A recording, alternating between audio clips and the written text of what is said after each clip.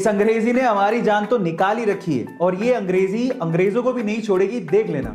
अब ऐसे ही कुछ एक फनी इंसिडेंट हुआ जिसे सुनने के बाद आपको बहुत हंसी आएगी। अब आपको भी पता है कि अमेज़न पे सब कुछ बिकता है, तो अमेज़न पे गोबर के उपले भी बिक रहे थे, जिसको उन्होंने अंग्रेजी में मेंशन कर रखा था। अंग्रेजी में गोबर के उपलों को होली काउ डंग केक लिखा हुआ था। इसका मतलब लास्ट में था केक। अब किसी ने उसे केक समझ के मंगवा लिया और उसके बाद बकायदा प्रोडक्ट के नीचे रिव्यू भी लिखा, जिस रिव्यू को सुनने के बाद आपको बड़ी हंसी आएगी। उस बंदे ने लिखा कि इस केक को मैंने मंगवाया और चखने के बाद ये टेस्ट में बहुत ही ज्यादा गंदा था और इसे खाने के बाद मुझे लूज मोशन हो गया। इसके अलावा भी बहुत कुछ लिखा हुआ था जिसे आप प्रोडक्ट साइट पे जाके रिव्यू में पढ़ सकते हो। गाइस, ये फनी इंसिडेंट सुन के आपको कैसा लगा चैट सेक्शन में जरूर लिखिएगा। और सक्सेस किसे कहते हैं या आज इस वीडियो में मैं आपको सिर्फ बताऊंगा नहीं बल्कि दिखाऊंगा भी, तो चलो दिखाता हूं। 1994 के आपकी अदालत के एक इंटरव्यू में शाहरुख खान को बुलाया गया। जब शाहरुख खान गैलरी से एंटर हो रहे थे तो वहां पर बैठा एक भी शख्स ना खड़ा हुआ ना तालियां बजाई। शाहरुख खान अंदर गए, सबके सामने हाथ जोड़कर अभिवादन किया और अपनी सीट पे जाके बैठ गए।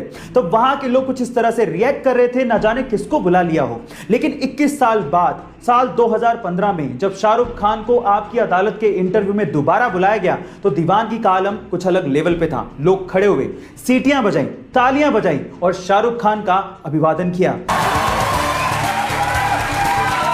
गाइस, इसी दिन के लिए तो हर इंसान जी तोड़ मेहनत करता है। वो कहते हैं ना, खुद ही को कर बुलंद इतना कि खुदा बंदे से खुद पूछे बता तेरी रजा क्या है।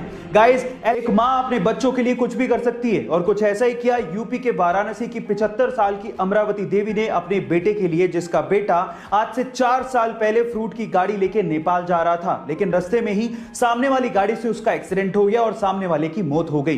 तब नेपाल पुलिस ने उस बेटे को पकड़ लिया, लेकिन बेटे का नेपाल पुलिस से यह कहना था कि एक्सीडेंट उसकी वजह से नहीं बल्कि पीछे से आने वाली गाड़ी की वजह से हुआ। लेकिन नेपाल पुलिस ने इसका यकीन नहीं किया और उसे जेल में डाल दिया।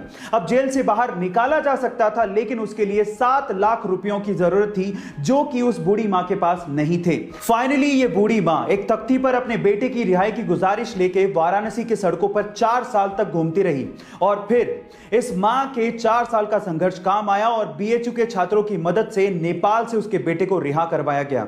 आपको इस मां के संघर्ष की कहानी कैसे लगी चैट सेक्शन में जरूर लिखिएगा। और ऐसे में जापानीज लोग टेक्नोलॉजी में तो आगे हैं ही, वो लोग नेचर का भी पूरा ख्याल रखते हैं, क्योंकि वो ये बात जानते हैं कि नेचर है तो इंसान का अस्तित्व है, बिना नेचर के इंसान जिंदा नहीं रह सकता।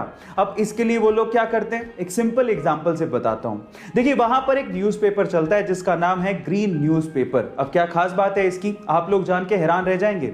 उस ग्रीन न्यूज़पेपर के अंदर छोटे छोटे से बीज डाले हुए होते हैं। जैसे आप न्यूज़पेपर को पढ़ के उसे मिट्टी में दबा देंगे तो उसमें से पौधे उगाएंगे। ओह माय गॉड, है ना अमेजिंग फैक्ट।